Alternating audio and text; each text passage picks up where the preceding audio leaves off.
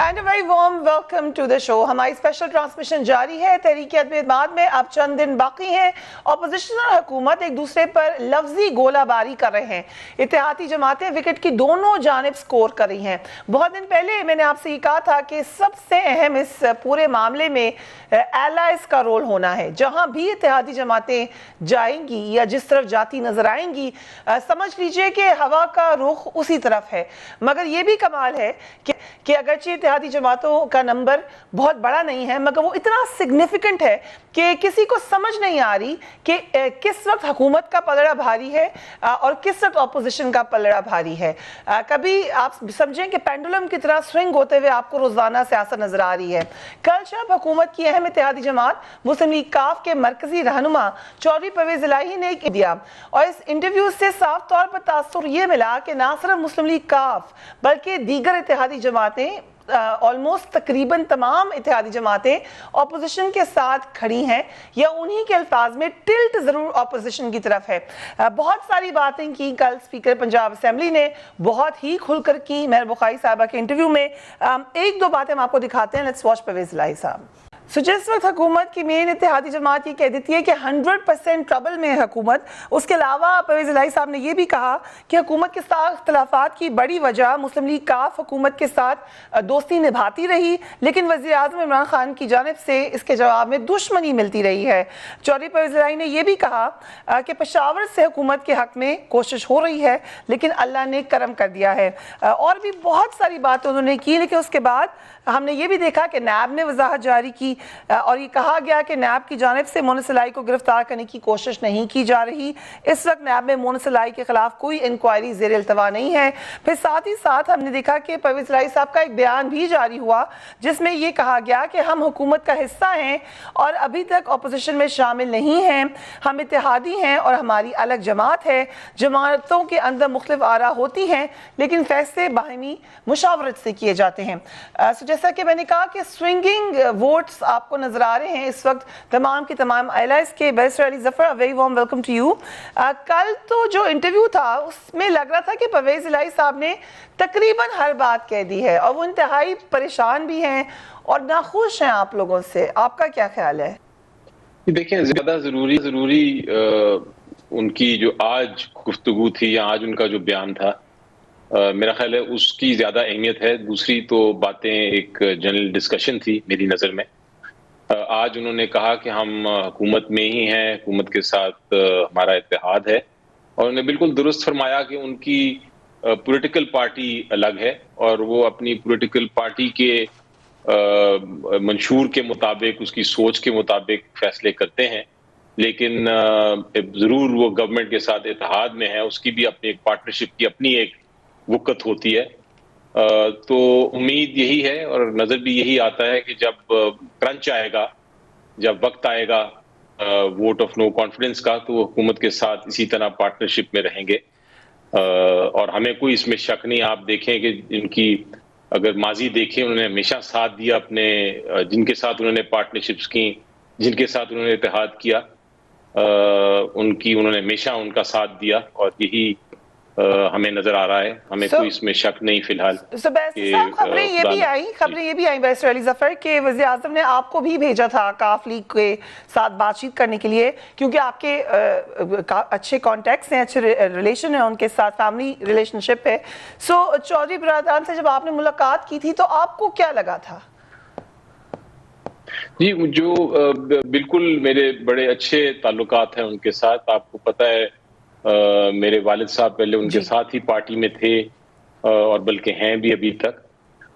तो वो उनके साथ मेरी मुलाकात मुख्तलिफ मामलात पे डिस्कशंस हुई थी और उन्होंने यही फरमाया था कि जिस तरह आज बयान दिया उन्होंने कि हम इत्तेहादी हैं, हम अपनी पॉलिटिकल पार्टी अपनी सोच रखती है, हमारे प्रॉब्लम ज़रूर थे और हैं और होते भी रहेंगे किसी और जमात के साथ, हम जो इसके साथ इत्तेहाद करते हैं, लेकिन हम इस मामले में हमने कोई ऐसा फैसला नहीं किया जिसमें आपको कोई रंजिश होगी। बल्कि उस वक्त जिससे मेरी मुलाकात हुई थी उन्होंने तो कहा था कि हम अभी सोच विचार कर रहे हैं, हम मुलाकातें कर रहे हैं, और मुलाकातों का ये मतलब नहीं होता کہ ہم کسی ایک طرف ہمارا رجحان ہے یا دوسری طرف. ملاقاتیں ایک سیاسی ایک عمل ہے اور ہم سیاسی جماعت ہیں, تو ملاقاتیں کرنے میں ہمیں کوئی رکاوٹ نہیں, یا کسی کو کسی شک و شبہات پہ کسی کو شک و شبہات نہیں ہونے چاہیے اس کے اوپر. تو اس قسم کی گفتگو تھی, بڑی جس ہم سلیقے کے ساتھ گفتگو کرتے ہیں, اسی ٹائپ کی ڈسکشن ہوئی میری. رائٹ. مصدق ملک صاحب, ملاقاتیں ہوئی, ملاقاتوں میں بات یہاں تک پہنچی, یہ بھی کل کہا, آئی تھنک بہت کھل کر باتیں کی ہیں چودھری صاحب نے. اس کے بعد بے شک ایک ان کا سٹیٹمنٹ آیا ہے, لیکن ان باتوں کے بعد بھی اگر حکومت کی طرف چلے جاتے ہیں پی ایم ایل کیو, تو کیا آپ کو حیرت ہوگی؟ جی میں یہ کہہ رہا ہوں کہ کل کی جو انہوں نے گفتگو فرمائی ہے اور جو انہوں نے کلمات ادا کیے ہیں خان صاحب کے لیے اور خان صاحب کی طبیعت کے حوالے سے اور ان کے مزاج کے حوالے سے, اس کے بعد تو تھوڑی سی حیرانگی ہوگی اگر وہ یہ تمام گفتگو کرنے کے بعد عمران خان صاحب کو سپورٹ کرتے ہیں. اور پھر آج غالباً انہوں نے کل بڑے صاف و شفاف الفاظ میں کہا کہ ان کی کو وزیر اعلیٰ بننے کے حوالے سے عمران خان صاحب نے ان کو غالباً دعوت نہیں دی, اور وہ شاید سمجھتے تھے کہ ایسی کوئی بات ہوگی, مگر کوئی ایسی بات نہیں ہوئی, نہ ان کی پارٹی سے نہ ان سے. تو آج صبح پھر غالباً وزیر دفاع نے, میں نے خود تو نہیں سنی مگر میں نے اڑتی کچھ میرے دوستوں نے بتائی کہ انہوں نے آج اعلان کیا ہے کہ پرویز الہی صاحب جو ہیں وہ پی ٹی آئی کے وزیر اعلیٰ پنجاب کے نہیں ہوں گے. اگر یہ بات ٹھیک ہے تو یہ تو بڑی ہیڈ آن کنفرنٹیشن. آپ صحیح کہہ رہے ہیں, یہ خبر آئی پھر انہوں نے وضاحت کی کہ میں نے یہ بیان نہیں دیا, جیسے کہ پرویز الہی صاحب کی بھی ایک وضاحتی بیان آیا. سو یہ بات آپ ٹھیک کہہ رہے ہیں, یہ سٹیٹمنٹ آئی تھی لیکن پھر انہوں نے یہ کہا. لیکن کیونکہ ہم بات چیف منسٹرشپ کی کر رہے ہیں تو یہ بھی کہا پرویز الہی صاحب نے کہ نون لیگ ریڈی ہے کہ نیکسٹ 1.5 ایئر 2 ایئر میں چیف منسٹر ہوں گا پنجاب کا. تو یہ بات بھی انہوں نے کی. جی لیکن دیکھیے نا, آپ تو اس وقت پوچھ رہی ہیں, آپ نے مجھ سے سوال پوچھا کہ کیا مجھے حیرانگی ہوگی اس تمام گفتگو کرنے کے بعد اگر وہ عمران خان صاحب کو سپورٹ کریں. تو میرا جواب یہ ہے کہ ہاں مجھے حیرانگی ہوگی. اب میں آپ کے سامنے جو چیز رکھنا چاہتا ہوں وہ یہ ہے کہ یہ وجہ کیا ہے کہ اس وقت ماسوا عمران خان اور 7-8 لوگوں کے کوئی ان کے ساتھ کھڑے ہونے کو تیار نہیں ہے. آپ دیکھ لیجئے جہانگیر ترین صاحب جنہوں نے غالباً سب سے زیادہ فنڈنگ کی پی ٹی آئی کی, وہ دیکھیے کہ وہ کیوں سڑک کے دوسرے پار جا کے کھڑے ہو گئے ہیں. آپ کو غور اس بات پہ کرنا چاہیے کہ ہر وہ شخص جو عمران خان صاحب کے ساتھ تھا وہ کیوں ان کا ساتھ چھوڑ گیا ہے. جہانگیر ترین صاحب جو ان کی پارٹی کے سب سے بڑے سپانسر تھے, پیسہ خرچتے تھے, خود بھی اپنی ایفرٹس کرتے تھے, وہ کیوں ان کو چھوڑ گئے؟ اس کی وجہ یہ ہے کہ جب چینی کا سکینڈل آیا تو اس سکینڈل میں بہت سے افراد کے نام تھے, بہت سے لوگوں کی کمپنیوں کے نام تھے, لیکن پولیس نے جس کے بچے کے پیچھے یا ان کے گھر والوں کے پیچھے یا ان کے پیچھے مقدمہ درج کرنے کے بعد ان کو پکڑنے کی کوشش کی, وہ صرف جہانگیر ترین صاحب تھے. باقی جو 2 وزراء تھے, ایک صوبائی حکومت میں اور ایک وفاقی حکومت میں, ان کو تو ترقی دے دی گئی, یعنی ان کے پاس پہلے جو وزارت تھی اس سے زیادہ بڑی وزارت دے دی گئی. تو جہانگیر ترین صاحب بھی سوچتے ہوں گے یار کمال ہے, میرے پیچھے آپ پولیس بھگا رہے ہیں, میرے کروڑوں روپے وکیلوں کے اوپر آپ نے لگا دیے, اور اسی رپورٹ کے اندر جن لوگوں کا نام ہے انہیں آپ نے سینئر وزراء جو ہے وفاقی حکومت میں بھی اور صوبائی حکومت میں بھی مقرر کر دیا. تو اس کا مطلب ہے کہ یہ پریجوڈس جو ہے یہ انفرادی طور پہ میرے خلاف ہے. اسی طرح علیم خان صاحب غالباً سب سے بڑے سپانسر تھے پنجاب کے, اور خبر یہ ہے, ویسے تو ہمارے بھائی علی زیادہ بہتر جانتے ہیں کہ زیادہ تر لاہور کا تقریباً تمام خرچہ جلسوں کا, ٹرانسپورٹیشن کا وہی اٹھاتے تھے. تو پھر ان کو بھی جب وہ وزارت اعلیٰ کی کرسی کے قریب کوئی ہوا میں بات اڑنی شروع ہوئی کہ وہ پہنچ رہے ہیں, تو محبت کا عالم تو آپ کو معلوم ہے ان کا وزیر اعلیٰ جن کو وہ پلس کہتے ہیں, ان سے بہت زیادہ ہے. تو جب یہ خبر پہنچی تو ان کو بھی 4-6 مہینے جیل میں کاٹنے پڑے. اور آپ باقی ان کے جو دوست ہیں ان کو دیکھ لیں. کل چودھری صاحب نے خود اپنے اس میں کہا کہ ابھی انہوں نے مونس کو پچھلے نیب کے ذریعے دھمکایا ہے پچھلے ہفتے, یعنی موجودہ حالات میں بھی خان صاحب کو جو انسٹرومنٹ سمجھ آ رہا ہے وہ دھمکانے کا ہے. وہ سٹیج کے اوپر بھی آ کے یہی کہہ رہے ہیں کہ میں نہیں چھوڑوں گا, اپنے دشمنوں کو بھی نہیں چھوڑوں گا, اپنے حلیفوں کو بھی نہیں چھوڑوں گا, جو میرے ساتھ فنڈنگ کرتے تھے ان کو بھی نہیں چھوڑوں گا. بھائی کس کس کو نہیں چھوڑیں گے آپ؟ آخر میں تو آپ اکیلے رہ جائیں گے. کیا ہے کہ توتی کو شش جہت میں مقابل ہے آئینہ.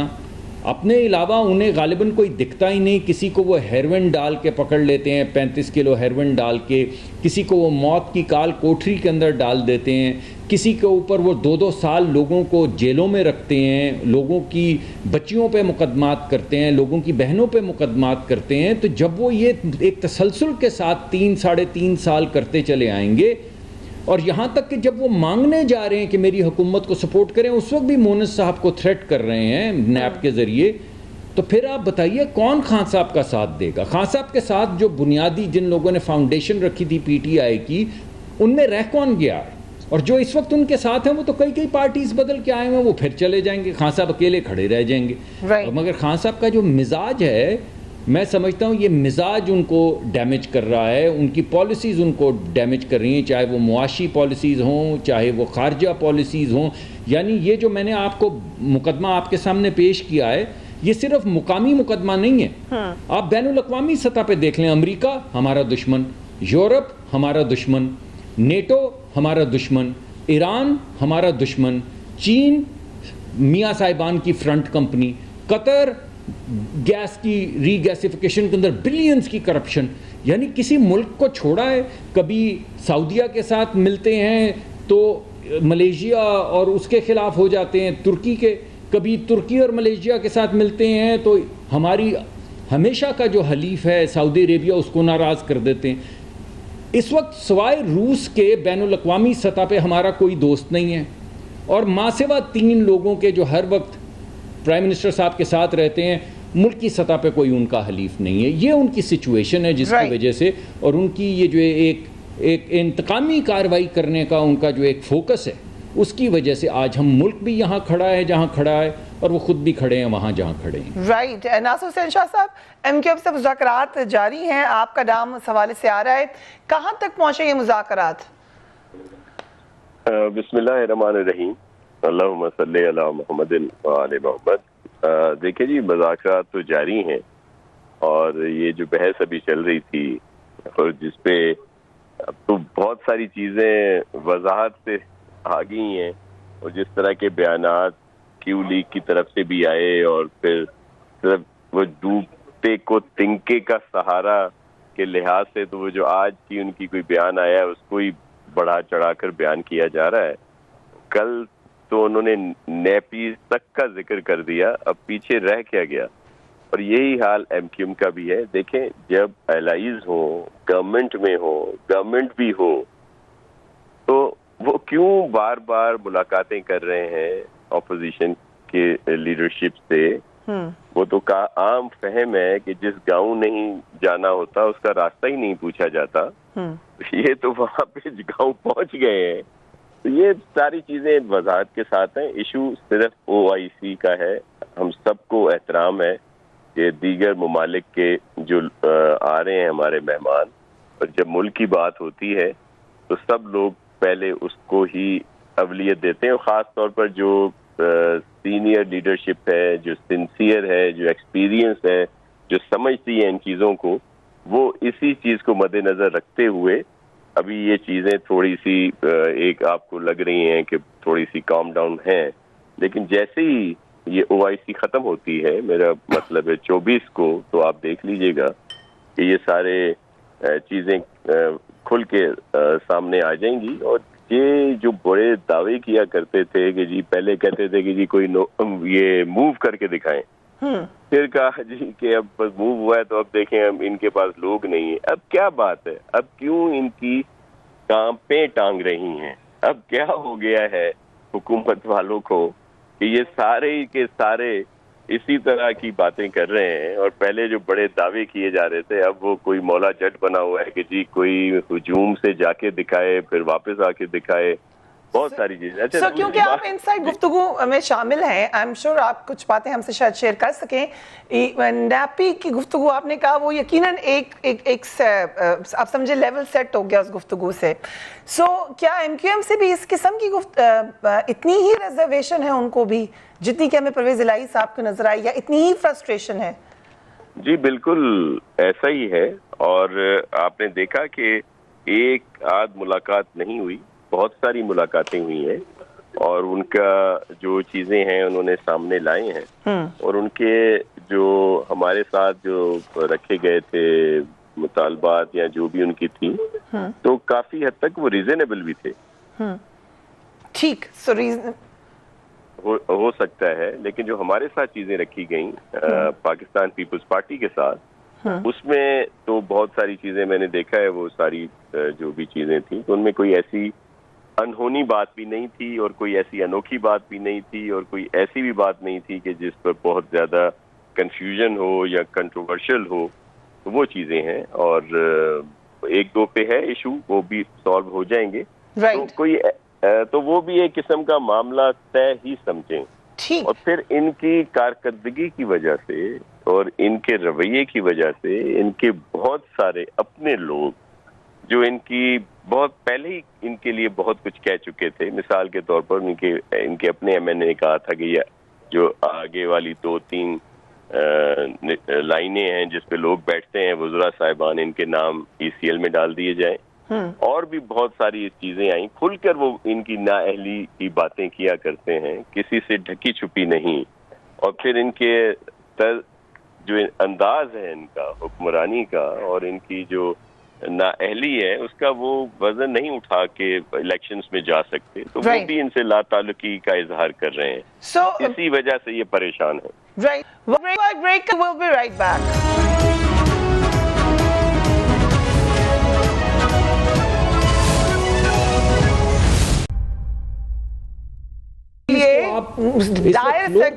کہہ رہی ہیں وہ اس وقت غربت کا، بے روزگاری کا، مہنگائی کا بوجھ ہے جو سیاستدان اٹھانے کے لیے تیار نہیں. کوئی خان صاحب کے ساتھ کھڑے ہونے کو تیار نہیں.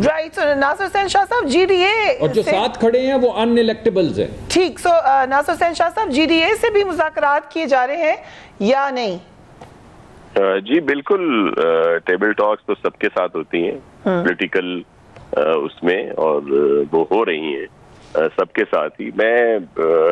میرے انتہائی محترم ہیں دونوں ہی، ملک صاحب بھی اور خاص طور پہ علی صاحب کافی قابل بھی ہیں اور میرے محترم ہیں ذاتی طور پر.